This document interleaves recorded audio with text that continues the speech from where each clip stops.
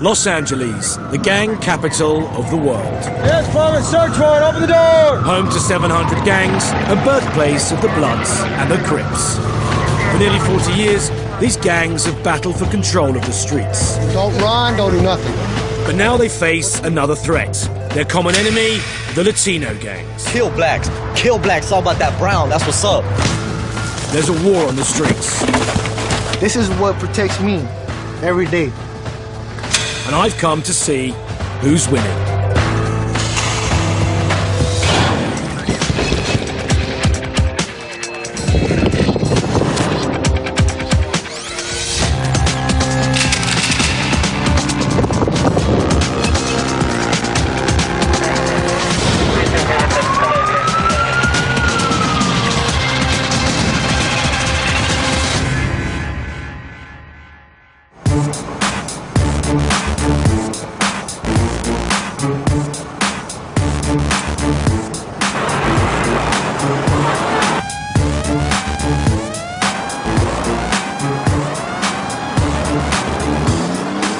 This is Los Angeles in the state of California, the 7th richest economy on the planet.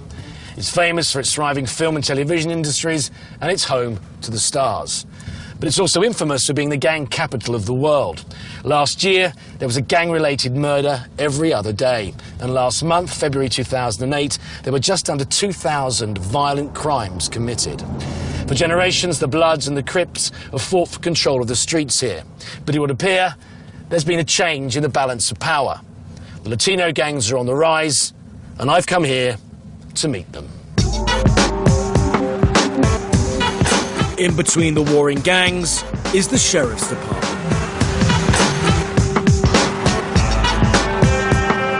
Many areas in Los Angeles have gang problems. One of the best known of these is Compton. This small part of downtown has one of the biggest gang problems in LA. Compton was the murder capital of the US up until a couple of years ago, and someone was in fact killed here only last night. The courthouse and police station dominate the surrounding area. To deal with the gang problem, the Sheriff's Department have their own gang unit. Sir. Ross, pleased to meet you. How are you? If I was looking for an American cop cliche, I found it. Deputies Mark Sanagawa and Ben Torres.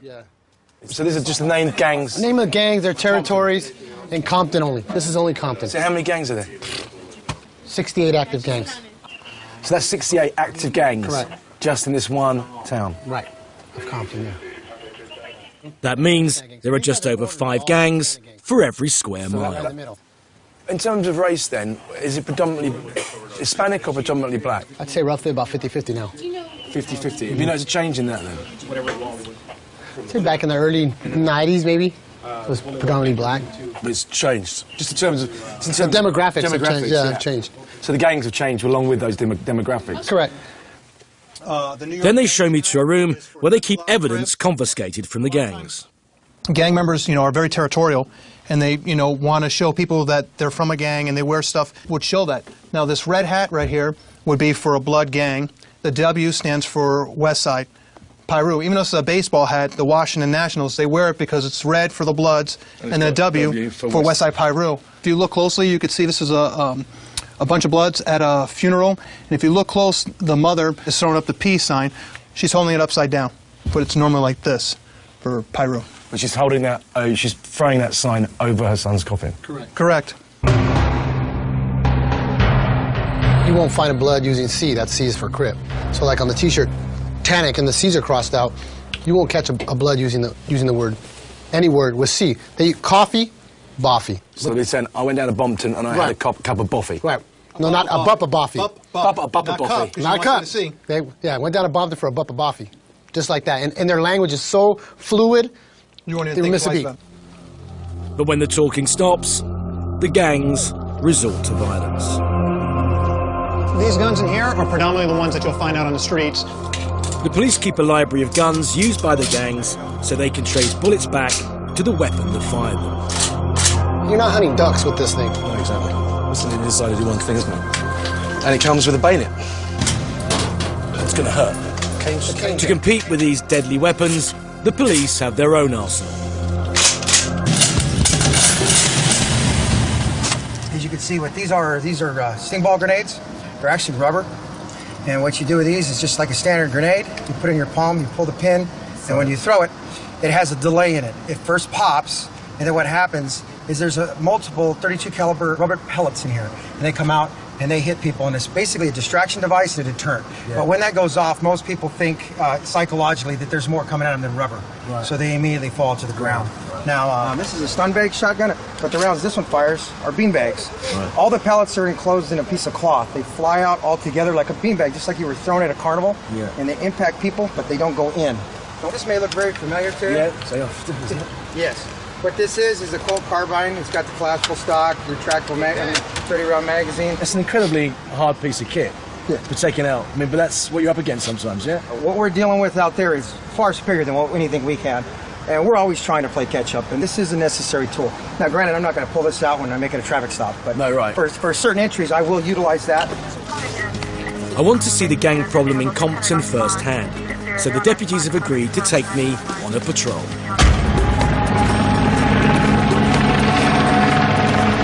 I'm in Los Angeles finding out how the balance of power between black gangs and Latino gangs has changed. All right, 10-4, it's just going to be a slow roll there. It's midnight, and I'm on patrol with deputies Ben Torres and Mark Sanagawa in Compton. This particular part of Compton is notorious for its gang activity. And over here on the right, this is Campanella Park. In the summertime, when the weather's nice, there's more people out and about. There's more drinking, there's more drug taking, more partying, and also there are more victims there. Correct. There's more victims to shoot at when they're standing outside than when they're inside. And there's more suspects out.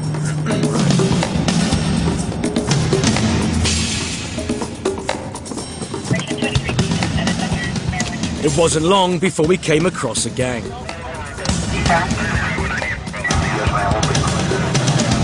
Don't run, don't do nothing. No, stay there. Hey, deer in the back, put your hands forward so I can see it. All the way up. You come around the corner, this is a blood neighbourhood. They call themselves Pyrus around here in Compton, if you're a blood. They were rolling dice, they were chilling, and they're all being searched for drugs. Move your hand again, you're going to get shot. Right there on that hood. Okay, don't drop your money. You understand me? Okay, don't play. Drop it. The ambition of this in-your-face policing is to keep the drugs and the guns off the street. Tonight, all they find is a small amount of marijuana. What's your first name? My name is Ricky. What do they call you, Ricky? I'm Rick Foe. I'm from Folon. You didn't have the patch on you last time I see you. I got shot in the face April 23rd. So you guys are primarily black gangs surrounded by Hispanic gangs. Exactly. You know I was telling you about that back in the office? These guys are basically in the trenches. They're in the middle of everything. One of the things that we came out here to find out whether it was true or not was whether there was a sort of race war going on between the blacks and the Latino gangs. Would you say there is? Yes, without a doubt. Yes. Yeah, without a shadow of a doubt there is. Do you have some proof? Can you back that up with some facts for me? Well, you'll have a black gang where a black gamer will be shot, and you'll immediately know it's a Hispanic rival gang. The rival gang will yell out their gang slang, or they'll yell out their gang name as they shoot at them, letting these guys know, you just got shot at by us. We're not afraid of you. We shot at you, and we're not afraid to tell you who we are. Those keys. What I want to know is how it all started.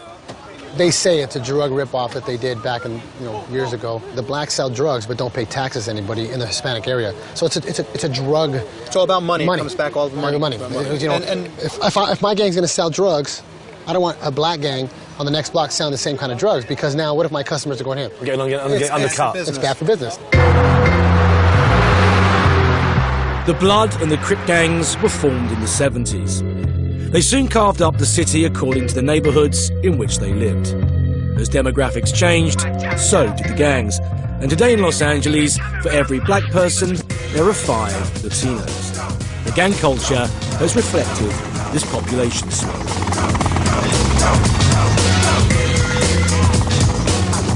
The city's grid system doesn't help, as it enables the gangs to stay divided along racial lines.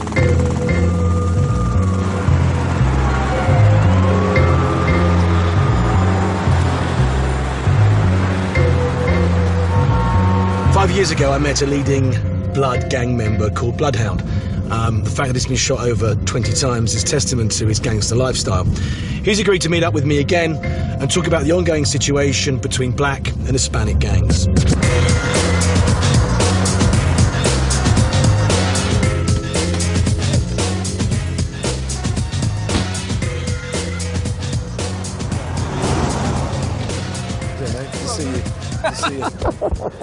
Long time, man. Yeah, just making the call, man. You right? Yeah, Should go for a walk, eh? You know, if you don't mind jaywalking or if you want to wait, it don't matter to me. Let's jaywalk. Let's break the law. Let's break the law. Just break the law a little bit? Yeah. That's an everyday thing over here. Yeah. Ah, man, things been... In the past, Bloodhound's been targeted by other black gangs, but recently he was attacked by the Latinos. Well, mate, I'm surprised that you're still around. They put a pipe bomb inside my car, and they hooked it up, was hooked up to the starter. And my homeboy cranked the engine. We didn't know it was a fucking bomb in there, so it blew up. My face was on fire for about a minute, which doesn't sound long, but when, you know, your face is on fire, especially your eyes, right around here where it got me. I'm trying to put it out, and it won't come out. I'm smothering it, put my shirt over it, still won't come out, so I slammed my face into a big bucket of water. And Just put your face out. Yeah, it put the fire out. Been healing for about a year. Had to stay out of direct sunlight for a while. You had to move as well, though, didn't you? Yeah, well, it was a smart thing to do. Yeah, I had to move. So right now, where I stay it's pretty much a secret. No, I don't let anyone know where I lay my head and my family. I tell you what, I think we've been here long enough, mate. We're going. Yeah, we need to go. Here you go. Let's go. Since we last met, we're both a little wiser and wider. The pipe bomb attack has had a profound effect on Bloodhound's lifestyle. So much so, he's now attempting to bring peace between the black warring gangs in his area. Because of his standing, he's able to arrange a meeting with some active black gang members.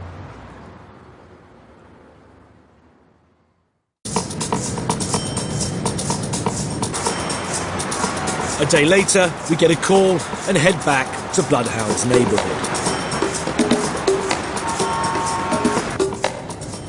When I get there, he tells me he's got 2 Crips for us to talk to.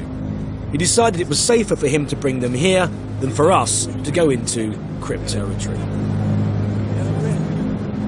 But he hadn't counted on one of them provocatively throwing a gang sign, and it's upset one of the local Bloods.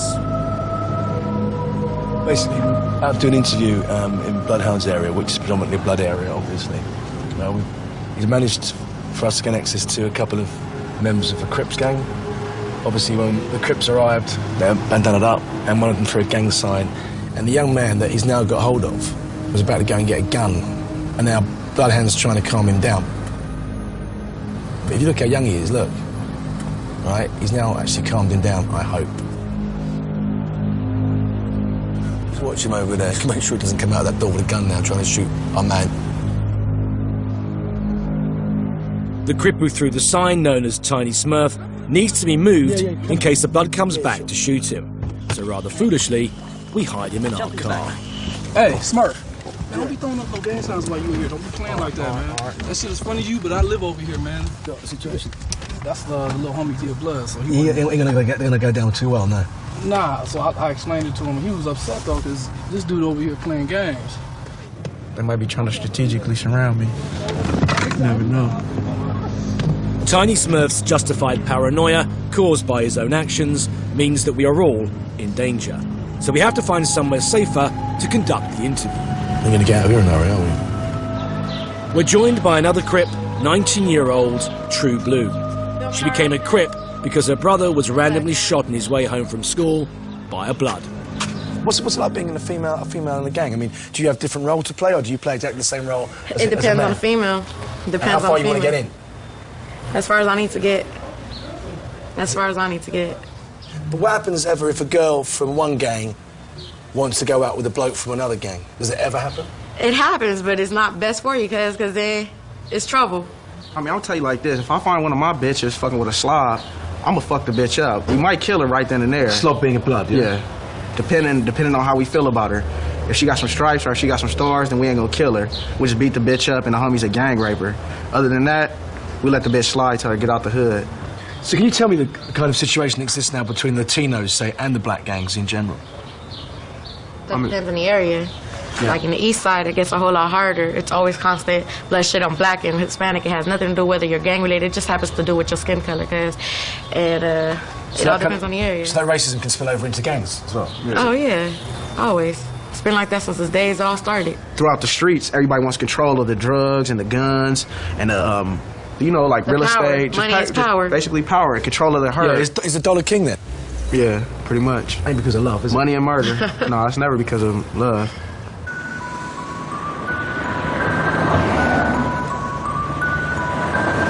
It was time to get the Crips out of blood territory. And as we leave, I noticed something I've seen before in gang areas. That's when somebody dies, they do that to represent their soul forever here. They throw their shoes up there to make sure they're still alive out here in these streets, just like their name, just recognition. Because we don't get medals of honors, or most of us can't even afford tombstones, so we do that. That means right there a blood has been killed on this street.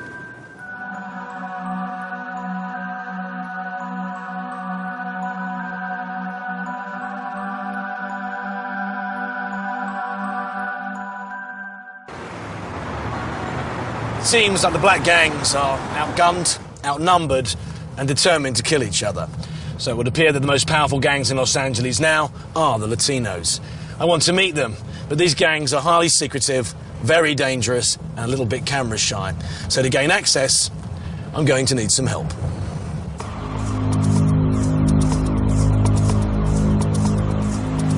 Two days later, a contact has promised he'll meet me in a car park an hour's drive from the city centre.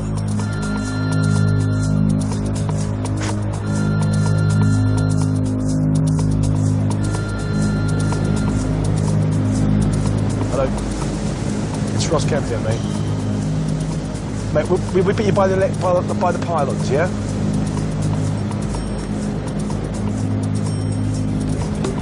It's now midnight, and I'm following the contact.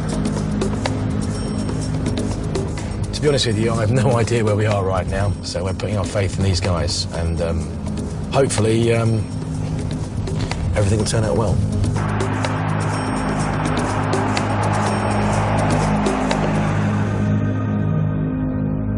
We drive up a dead end where I've been told to ask for Joker. What up, homie? What you need, homie? What you need? Looking for Joker. Hey, what's up? What's going down? Joker, yeah? What you doing over here in this? I've come to find out about the Latino gang. Do they want to speak to me? Do they want to speak to me? You came to the wrong street. Fuck around on this block, fuck around and get shot. You know there ain't no way out. What's up, man? How much you want for the camera, nigga? Yeah, we be paying. How much you want for the camera? Look at this shit. Hey, this is my boys right here, you know what I mean? I'm from Riverside, but this is the homies, you know what I mean? Oh, yeah. We're all Sureños. Southside? Right, dog. That's how we do it in this bitch, homie. Right, that's right, dog. That's how we do it. Southern California, man. Don't fucking come, don't come to Disneyland. Joker won't speak to us directly until he's checked us out. In the meantime, he's taking us to meet some Sureños, Latino gang members from the south of Los Angeles. We're now following Joker in two vehicles full of gangsters. They're taking us to meet a gang called Cali's Finest. They're going to show us their neighbourhood, what they do, and what they get up to.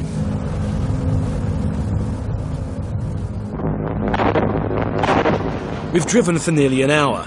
The police make a habit of stopping cars in convoys, so we've been careful not to get spotted. Eventually, we get to the destination. This gang isn't shy when it comes to expressing their views. Fuck niggers, homie. Any nigger pass by right here, we fucking shoot those motherfuckers. Kill those motherfuckers, dog. That's the hood right there. No one wants to fuck with this hood.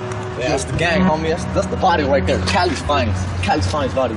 And you have to be wary of when putting it up here or not? You worried about putting it up here? Nah, we don't give a fuck. This is our hood. This is our hood. Anyone who steps in here wants to fuck with us. This is ours right here. This whole place is ours.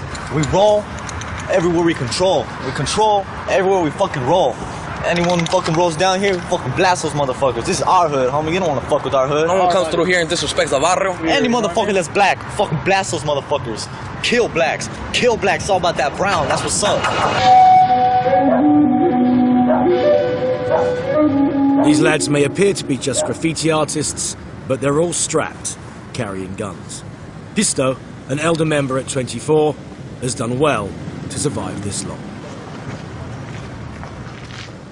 The thing that protects me is this. You know what I mean? Yeah. and I'm at night, it's all loaded. Yeah. You know what I mean? This is what protects me every day. I never leave it home. What do you think about the other guys and the other gangs around you now? To me, if they're not where I'm from, fuck them. They're nothing. They ain't nothing. They're bitches. You know why? Because they'll shoot me as quick as I'll shoot them. You know what I'm saying? They'll come at me, boom, boom. If you ain't from where I'm from, fuck you. The same way. If you ain't from where I'm from, I'll shoot you.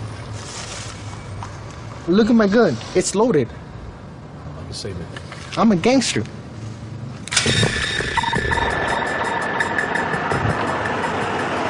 The tagging that we just witnessed may have appeared like simple graffiti, but actually what they're doing is they're spraying their scent.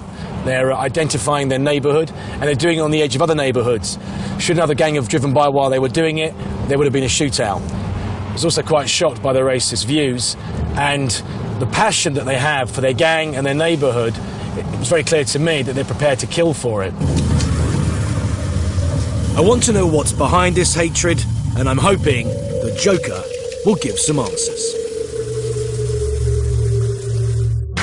Having checked us out, he's agreed to meet with us and talk about his life. We stay ready to ride the south side all day. Ain't no need to ask why. Fuck, you know, Cali's finest to the fullest.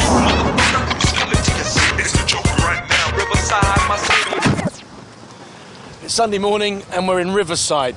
We're just about to go and meet Joker again, who we met last night, and hopefully he's going to give us a better insight into how the Latino gangs operate. Joker's on probation. Now, this may look like I'm popping around for a cup of sugar, but his reputation precedes him. Last night, I was left in no doubt that he's a serious gangster. Hey, what's up, Ross? How you doing, man? You What's well? going on? All right. The ink on his body is testament to it. Thank you for inviting us into your house. Hi there. No problem. That's my wife. Who's a little chap? This is Ethan. Hi, Ethan. How are you? He's too busy. He's too busy eating. Yeah. How are you, man? You good? I'm all right. What's going down? Well, we just wanted to come over and talk to you, kind of like, try to understand how the Latino gangs operate. We operate, though. Believe that. Yeah, no, we know that, mate, for sure.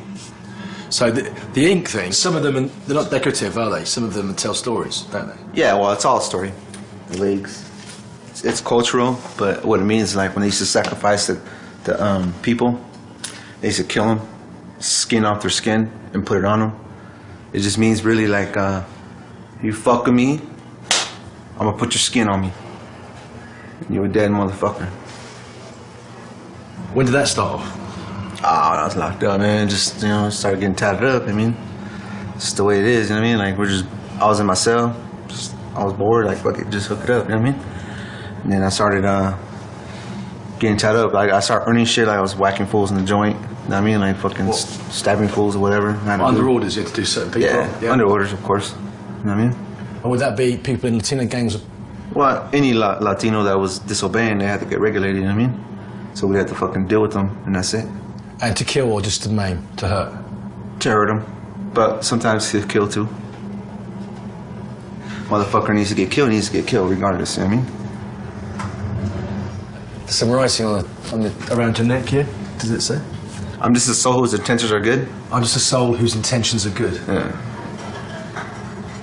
Because I am. Yeah. You know what I mean? Jake's been explaining to me some of his ink he's got on his body, but he's gone off to shave his head because there's certain tattoos on his head that sort of like stripes for the things that he's done while he was in prison. But he keeps them covered a lot of the time because they draw him more into detention.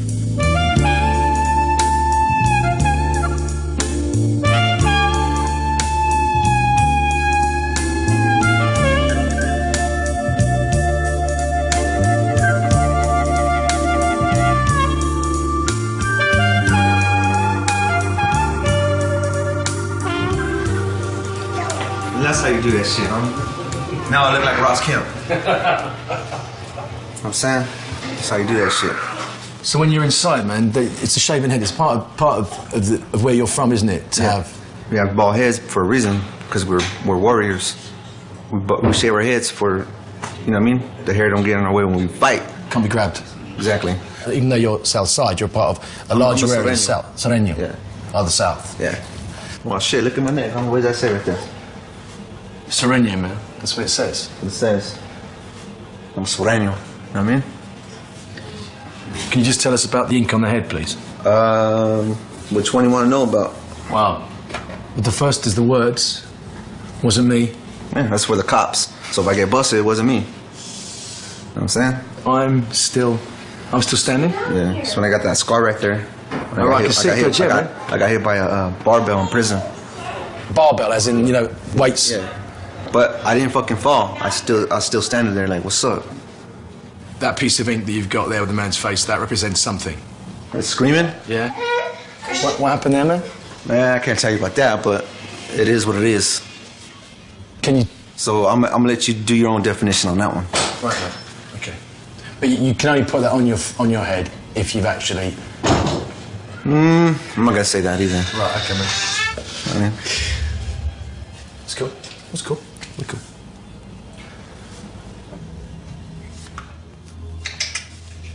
What do you wish for your boys? Would you want your boys to... Fuck no. I already know the question you're gonna ask me. And you know what? I'll never wish that shit upon my boys at all. I love my kids, and I'm gonna keep their asses out of the fucking gang. My boys are gonna be free of that shit. If they even try to fuck with my kids, I'm gonna kill those motherfuckers. Believe that shit. Alright, folks. Alright, wiggles. Despite his hospitality, Joker wasn't giving much away. He admitted to working under orders, but won't break the code of silence that exists within the Latino gang. So what's the next move? Where do I go? Where do I stay? Where do I work? Where do I rest? Where do I play? It feels as though I've been up in this gridlock for days. Still I'm hoping that this shit stops, but hey, life got me stressed. The police have told me that the ultimate control of street gangs comes from one place. A prison gang known as the Mexican Mafia. Next move, yo, life got me stressed. I'm trying to figure out how to be the best route. Yeah, but every time I get... I've travelled 2 hours north of LA to Kern Valley State Penitentiary, home to some 5,000 inmates. Good for you? Absolutely. In here we have inmates who basically have nowhere else to turn to. This is basically the end of the line. The end of the line. When it comes to gang members, gang affiliates, and so on and so forth, this is where they end up. Get off the table. Yard's closed. Get off the table. For the 2 blocks. For their own safety, the men in this yard have been removed from the general prison population. Here, black, Latino and white gang members share the same space in return for a better life. Many of them have been green-lit, which means if they were returned to the main prison, their lives would be in danger. Most of these guys are here for life, aren't they? Very rarely these guys are going to be getting out. Yes, that's correct. So they've got to have committed relatively serious crimes in the first place, yeah? Well, yes, I would agree to that. They're not necessary in here for singing too loud in church. They're not here for singing too loud in church, right? No. Okay. The gang problem has swollen to such an extent that not only do the police have special gang units, but so do the prisons. This is the investigation's gang unit. Right. Lieutenant John Garza has been investigating gangs for 14 years. I want to know how the gang gets its orders in and out of prison. Keystream is a method the Mexican Mafia used to pass on messages, pass on contraband, narcotics, even weapons from one secure area to another. And they find by secreting that, by putting that up in your rectal cavity, they avoid detection by correctional staff. These written messages are called kites. It's important to fit as much information on here as possible. So maybe you can get a biro to actually do that. If it was something they were going to mail or send in a package or in a letter, it would be a normal size. But because this is actually set up to go into somebody's rectal cavity and be passed on that way. But that's got to be a skill in itself to be able to write that much information. They get practice at it. It's actually one of their lessons. They have to learn how to write in mini writing. What I find hard to understand is why gang members on the streets follow orders from a bunch of guys who are never going to get out of prison.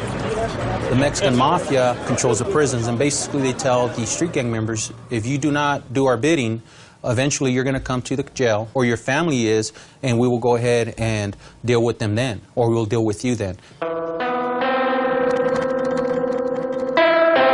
The Sureño gang faction does have rules and regulations where if the infraction is minor, it's called a chequeada, or a minor physical assault, where they beat the victim up. And that's like a discipline. You're getting discipline. Tell yourself in line. Get yourself in line. Exactly. You broke one of our rules. Don't do it again. Don't do it again. If you do, you might end up there. Correct. For a major offence, the punishments are shocking. They enforce their will with a variety of homemade weapons. These are called tomahawks. It's a inmate manufactured weapon where they go ahead and melt a razor blade onto a piece of plastic stock from a toothbrush. And the Sureño gang uses these to inflict a scar on your face or on your body that's called in Spanish a puto mark. That basically means you're snitch. Right. So wherever you go as a Sureño, they'll see this mark, and usually they'll try to get that on your face so that, yeah, they know you're no good.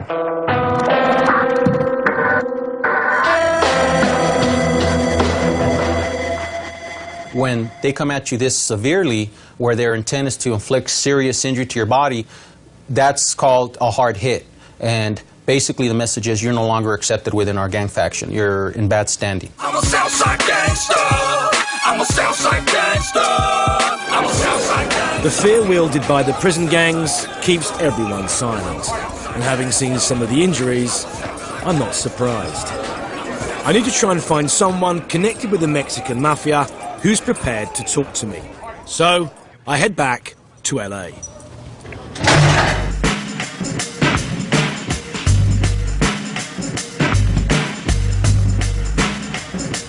Three days later, I'm put in touch with a man who ran with the Mexican mafia, also known as La M. I've been told to meet him at a secret location just off Sunset Strip. He's agreed to talk to me because he bears a grudge against them after a drug deal went wrong.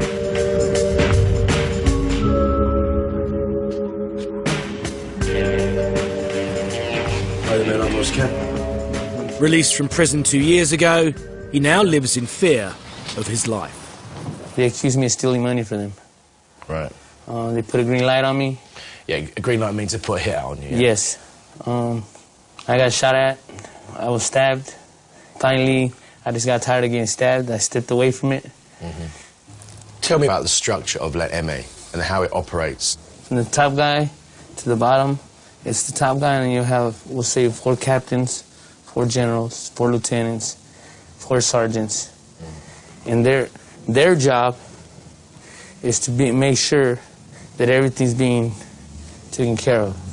In the streets, every neighborhood is going to have a soldier, a shot caller. He's an associate. He's not actually a member. He's just an associate. He's just an associate. Yeah. An associate basically is a person that's trying to move into being a brother. He's going to do a brother's dirty work, doing MA activities, more into drugs, money, taking control areas. You kill for them? I kill for them. I rob for them.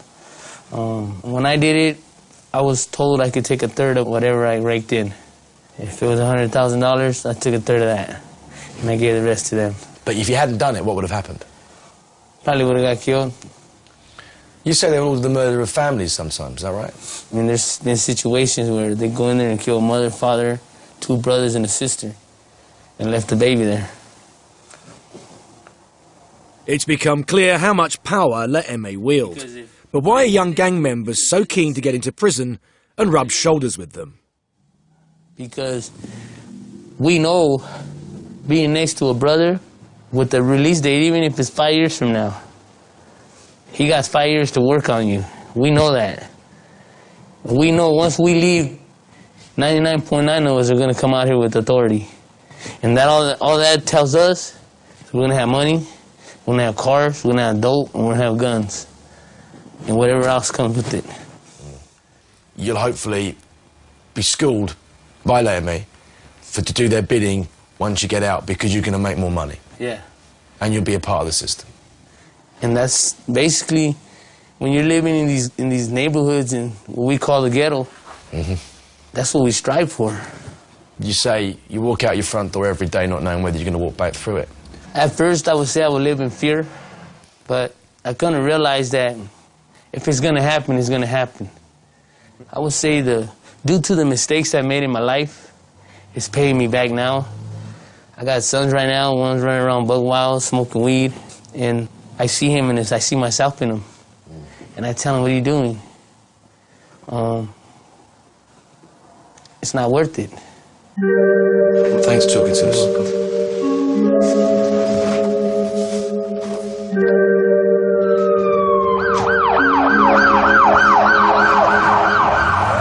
Senior gang members, sometimes known as shop callers, instill in these young gang members the ideas of loyalty, identity, and the promise of wealth. The easy access to firearms, both legal and illegal, means that any form of disrespect, whether it be from throwing a gang sign to slipping into somebody else's neighbourhood, is resolved with gunfire. Once blood is spilt, these young men have little option but to stay in the gang. And every young gang member knows, eventually, he will wind up in prison.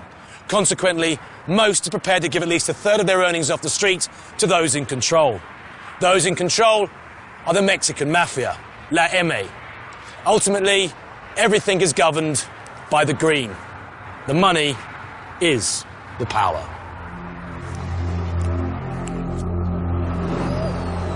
We're coming to the end of our time here, and as we're about to leave, we receive a phone call from Joker, but he's not rung to say goodbye.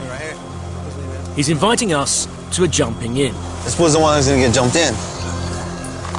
A jump-in is an initiation ceremony by which a young man gets baptized into the gang by being beaten up by other gang members. This is gonna be hard. It's gonna be hard? Yeah. Are you ready? I'm ready.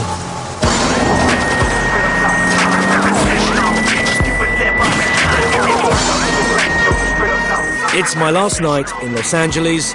I've been invited to an initiation ceremony to see how you join a Latino gang.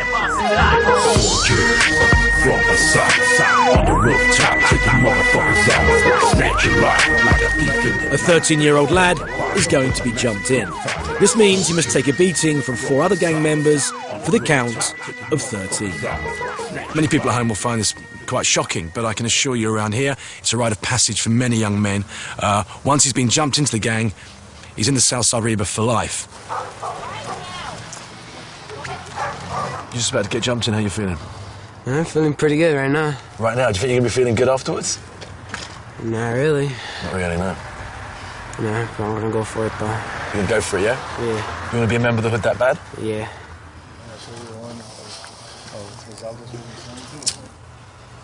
You sure you're okay? Yeah, I'm alright. You alright, man? Alright. Good luck. I need it. To get into the gang, he has to hold his own against them. Where? That's right, homie. That's right. That's right, homie. That no suck, dog. Let him get up, homie. Let him get up, Bessie. Let him get up, homie. Get up, Bessie. Get up. That's right, homie. First two, got 2 balls. Come on, homie. That's right, dog. That's it. That's right, homie. That's right, rebound, homie. Rebound, homie. To rebound. For rebound, homie. Welcome to the lottery, let's say. Over the last 5 years, thousands of young men have been jumped into Latino gangs just like this. I got it. How you doing, man? You okay? Yeah. Yeah? Still bleeding though. So how'd you feel now you're in? Yeah? Good. Good? Yeah. My high went away though. But yeah. Arriba, baby. That's arriba. Yeah. Yep. Most people don't. They just cave in, you know, they start blocking. But other than that, nah, you know, you just kept going. That's good. It's real good.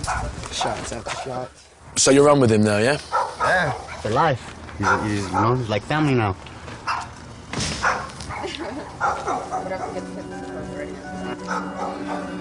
Well, that was a jumping in ceremony. He's gone off with his new gangster buddies for a beer and a smoke.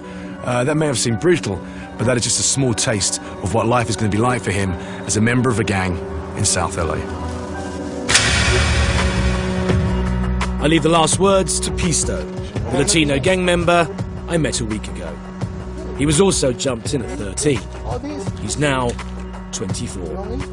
Most gangsters his age are either dead or behind bars. This is my life. This is my life. Every day, my life. Carrying this gun. This is my life.